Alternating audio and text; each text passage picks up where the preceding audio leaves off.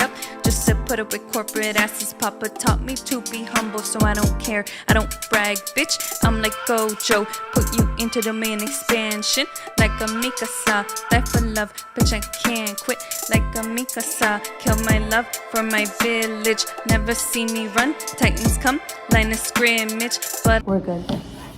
All right, we're back. Sorry, it wasn't enough.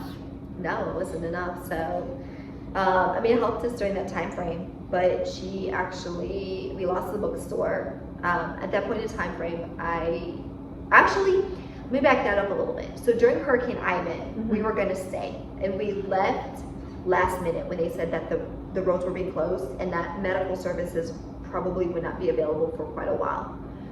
In Pensacola. Yes, in that area. And me being pregnant, there was, in case something happened, I would need access to medical. So we left. This was Ivan. During Ivan. Damn, I can't even imagine. And you're pregnant. It was crazy. We were bumper to bumper traffic, barely able to move. Like, we were literally outrunning the storm. Oh, yeah. And we went to Chicago. A friend of mine got us a hotel room and all that. Well, while we were in Chicago, I had made up my mind to give my daughter up for adoption because I didn't have the means to take care of her. And ironically, we went to Target to pick up some supplies, and there was an old ex-employee of mine and my mom's. My mom worked at Target for a short spell when I worked there, back when I was 17, when I met Angel initially. But anyways, long story short, we saw her again, and she couldn't have kids. Her and her husband could never have kids. And we were talking about... Oh, what'd she say? And we were talking about, the adoption and wanting to give the child up for adoption, and started just kind of making small talk with her because we knew her very well. Yeah, and she saw you were pregnant. Yes, and so she asked me, she's like, well, if you're planning on doing an adoption, would you consider me as the adoptive parent? So it's funny how things work and how the universe works, how God works. It's almost like God put her in front of you when you knew you couldn't take care of this human being, but you want the best for this child. Yes, and God, of and course, she really wanted something. Yes. So you're helping someone. Yes. Who's also in turn helping you. Yes. Right. So it's crazy. It's crazy how that happens. It took a hurricane, and that's what I'm saying. That was all God's doing because you wouldn't have been up there. No. Yeah. So then you gave birth. I came back here, considered it, you were still pregnant. Told her that yes, it would be basically an honor to have her raise my child as her own. And so we did the adoption papers, got that going back and forth. Before the baby. Yep. And told Will that that's what I was doing because of what he did and how he handled the fucking situation. How he handled the whole situation. And he was not happy about it. He wanted me to keep the child now, all of a sudden. And so he backtracks. He backtracks and, well, not initially. Closer to the baby's birth, he backtracks and was like, oh, I have so many regrets, this and that. Do you think he regrets it now? I don't know, to be honest with you. I really don't know because we've never really talked about it. Or after the fact. I don't think he has too many regrets now he probably is like, because he has his son. He has that son that he wanted. Gotcha. So. Alright, anyway. So. That's a whole nother. That's a whole nother, yeah. Anywho. But yeah, so I delivered my daughter. It's always the mother who, like, you're always, suffers. Yep. You're always living with that. Yep. Even though you did the right thing, it's like, it's a missing piece, right? A missing part of you, but you did the best you could with what you had, and you did what was right for you. Yep. And what was right for the child and more right than for anything. The child, More than anything, because that's the ultimate sacrifice. Knowing that you as a parent, as much as you desperately wanted to keep your baby, knowing that you could not provide for them, that is the ultimate sacrifice. That's gotta be the hardest part. The hardest. And I mean, what made it so hard too is we had already bought everything for her. We had everything. We had the crib. We had everything, clothes, everything. Yeah. But we just, especially after Ivan, we couldn't provide, and so we knew we couldn't. Yeah. So yeah. I gave birth, and they put her in my arms and made me hand her over. And I would say that was probably one of the toughest of your life. Days of my life. And I still cry when I think about it, because like, it's one thing, like if I would have given birth and they just would have handed her, and it still would have been hard, but for me to physically have to hand her over, that was heartbreaking. Yeah, for sure. So yeah, that was heartbreaking. And those who go through the adoption process know like how tough it is. It's hard. It's not easy. It's not easy. And then you hear horror stories too about it, because yours was like mine. Thank God. You didn't change like what your plans were. No. You just went off of the changed plans that just your baby father put you through. Well, that and then the hurricane. But then also the destruction. It was meant to be. Yeah. Like that's, I think, how I healed from it and how I came to terms with it, is that I came to terms with it was definitely meant to be. Yeah. There's no other way. There's no other way to explain it. I mean, it was. I played a very small part in God's much bigger plan for someone else. Yes. And that's how I healed from it. And it's and that's how you live your life. Correct. And because I know her, like she's actually friends on my Facebook, and so I grew up seeing pictures of her grow up, and like I talked to her, like not so much to Abby's her name, not so much to Abby, but to her mom, and I purposely didn't talk to Abby much because I didn't want. I'm listening. Yeah, it's still good. I didn't want to interfere. I wanted her to be able to raise her solely as her own without, there being your influence. Yeah. And also you have to think about the child, like it's what's the word for, like it's painful for the kid too. Correct. Because they're struggling with like, do I want to be more deeply invested in this relationship because I have this relationship?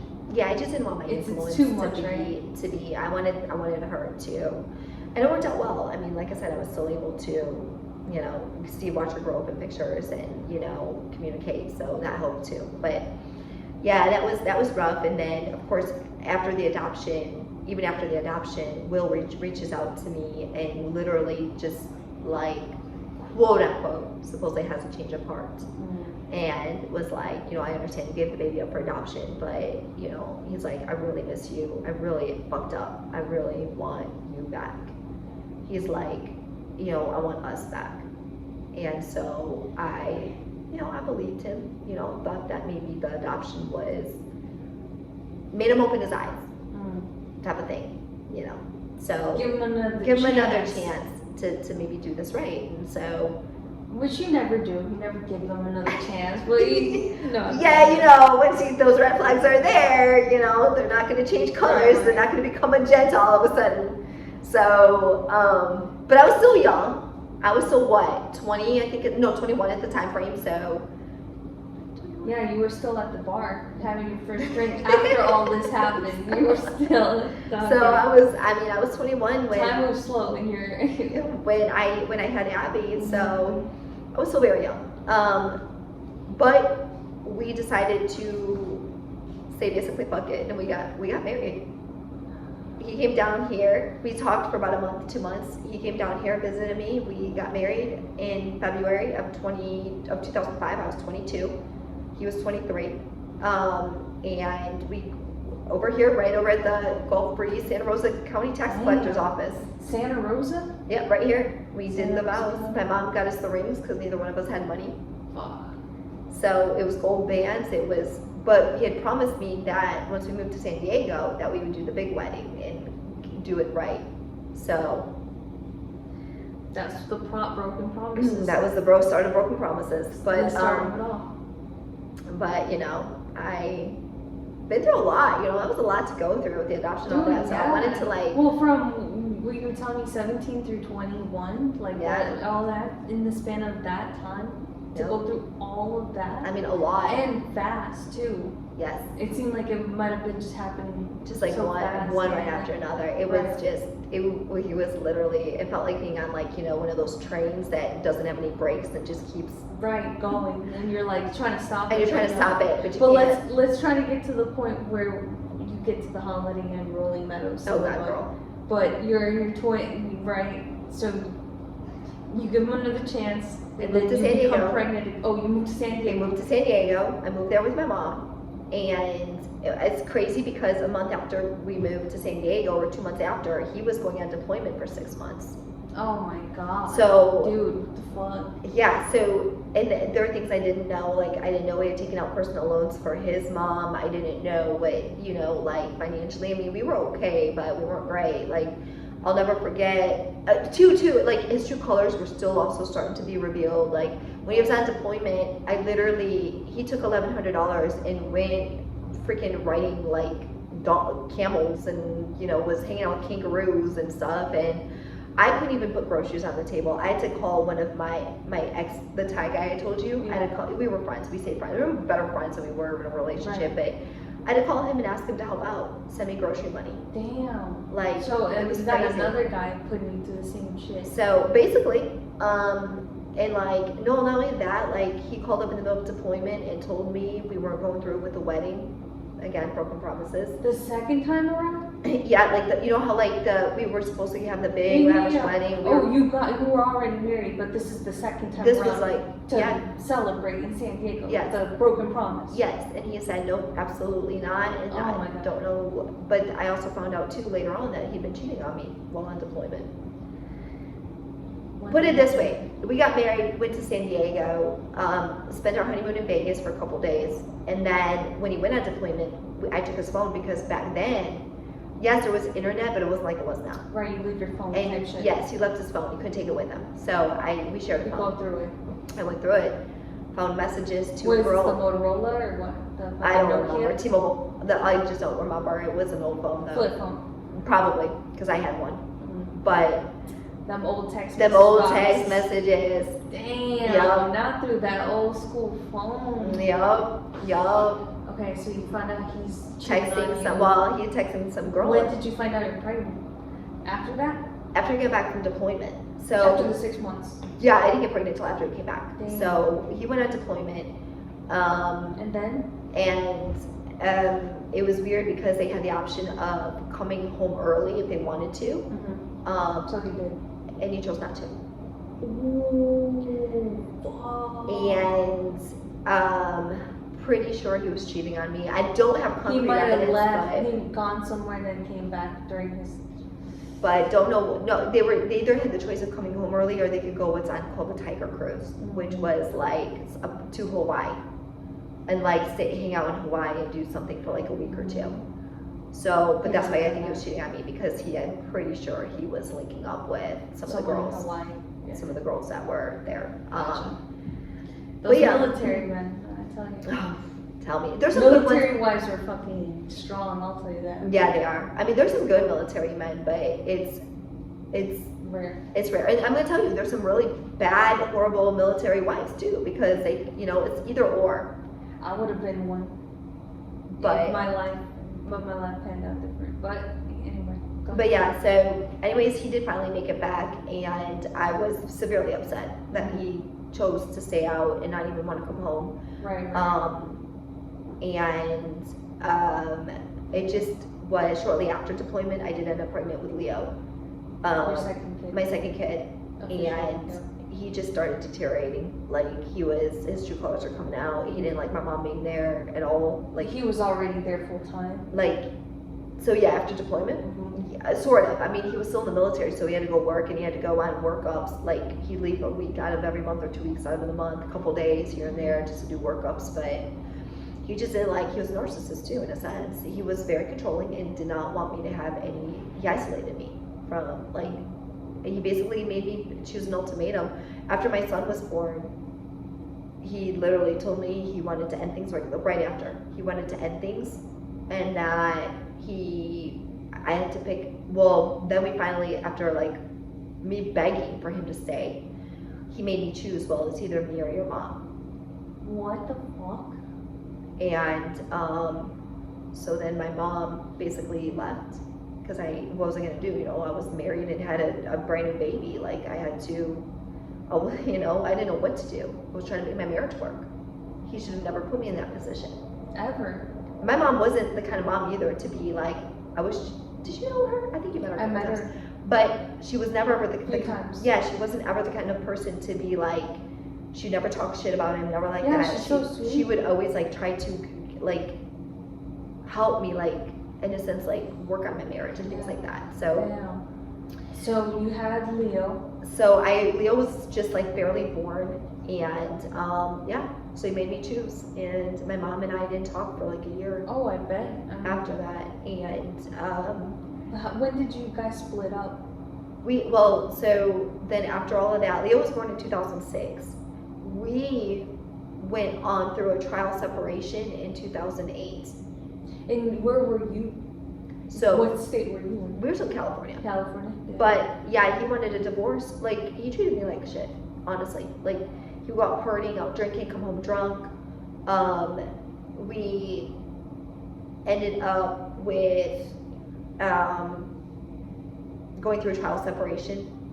And that because I didn't want the divorce, so I was like, we'll do a separation. And by that time frame, I was back to talking with my mom. Mhm. She was actually in Chicago at the time frame because she went back to, I believe, Chicago. And I moved temporarily to Chicago for our quote unquote trial separation. Gotcha. And Leo was about 2. 1 actually turned 2 while we were out there. Little Leo. Yep, and that was bringing Holiday Inn. That was my first run with Holiday Inn. I had to find a job, so When Leo was 2? 2, I worked at the Holiday Inn in In Rolling Rolling Meadows Meadows. for my first time. As what? As a front desk? Front desk agent, actually, night auditor. Damn, night audit? Yep, night auditor and front desk agent. So, And how old were you then? I was 24? 26, I think, 26? around that time frame. Well, I'm trying to think, because, let's see. This was after the separation. Yeah, I think I was 26. This was after the separation? This was during the separation. Oh, during. Yeah, And because then you moved from San Diego, or sorry, was it San Diego? I went from San Diego to Oh, Chicago to Chicago. for the separation. He stayed in California. And then because- you stayed, and your mom was already there, so you're like, I'm Yes. gonna move Yeah, so I moved in with with my her 2-year-old son and With AJ. and AJ. Yeah, he was almost 2, but yes. Older, yeah. Yeah, and that's about the time frame. And then my mom we had reconciled with Bobby a while back, so he was moving in with us. We all get a place together. Gotcha. All In 3 of Schaumburg, y'all, like, let's yep. do it, let's all grind. Let's all go. grind. However, I did not know, my mom did not know at the time frame that Bobby had already started his addiction to heroin. Sorry. Yeah. So, That's okay. so yeah, we found that out while we were living there. But yeah, that was also my first run at Holiday Inn. And that's where it all And started. that's where the Holiday Inn saga So started. she climbed up the corporate ladder of IHG and So- fucking started. There, worked there during my separation. And then of course, at the end of it, my ex was like, yeah, let's work things out. Again? Yeah, well, 'cause Oh it was my a separation, it wasn't a Bro, divorce. you're exhausting me with the story. I can't even imagine being in this situation. I'm exhausted from like, do you want me? Do you not want me? Like, Oh, it was bad. What is it? It was bad. Well, yeah, you're a narcissist, so you don't even want me. You don't even want, like, all you want is yourself, but Yeah. like, pick and We choose. were objects, like his kids were objects. So it's like, I think I found out later why he wanted us back was because he wanted access to his son. And because I saw messages to another girl with him telling her that I don't love her, I never did love her, I just wanted my son. So, Man, obviously- they'll really do it to you. given that whole like togetherness there, Debacle, yeah. coming back to him lasted a very short time, lasted about a year. Gotcha. During that year time frame, my mom was. And then you're like, divorce? And then he wanted, so Not that easy. not that easy. So we moved to Lemoore, Central California, because he got orders to move there. And while we were there, he went out drinking one night, came back at 3 o'clock in the morning, and stumbled, literally crawling through the door. and I of course was like, I'm like, where were you at? What, you know, I was pissed off, like, what the fuck? Right. And that night, he took my phone, threw it against the wall. He literally took a glass, broke it against the sink, and shoved it up to my face. And he cold clocked me in my left eye. And with all the screaming and crying, the neighbors called the MPs. The MPs had him arrested, and restraining order was put in place. Holy fuck, dude. And he was bad. He's different now. He did change. Done changed over up, time. But then he was bad. I'll never forget when AJ he had a scary movie on, like real scary movie. I forgot what it was. But AJ was in the living room playing with toys, and AJ was freaked out. And what he did is he literally froze the TV on the scariest part of it, and made AJ stand in front of the TV and just stare at it. And then later that night, AJ had nightmares, and he went over there and just spanked the hell out of him. And I, so help me God, went over there, and I literally told him if he ever touched my child again, I would be in jail. Yeah. Because you don't play. Because I will not play with my kids. You don't play about your kids. Say what you want about me, type of shit. Do what you want to me. Right. Do I'll what deal you with want. it. Say what But you you want. touch my kids, God help you. So, yeah. Yeah. And that's how we met at the holiday. Well, no. After You weren't there yet. I wasn't there yet, but That we was worked my start at Holiday Inn. 2006. 2000, I think it was 2008. 2008. I was in a Holiday Inn. And then And you moved so, up the corporate ladder and you became HEF, and then we met that way. Later. But that was the start of Holiday Inn. You want to get to the Holiday Inn saga? That was my start at. No, how I even know about we'll Holiday end Inn. it here, and then we'll start it from this end point because my phone's about to die. But this is a good end point. So y'all want to tune in and hear more? It's about to get juicy. You can't make this shit up. You can't make this shit cannot up. make this shit up. seriously. NHFP podcast, NHFP.shop. No hay familia No hay familia perfecta. perfecta. Tune in. Peace, y'all. I grew up like impossible, then turned into a she-go. Your two big moms combined is probably bigger than my ego. Had to fight the referees just so I can get this free throw. Stop fucking with them people who got their cars repoed, killing left and right on some Resident Evil. Stunning on these hoes, not talking evil. Knievel.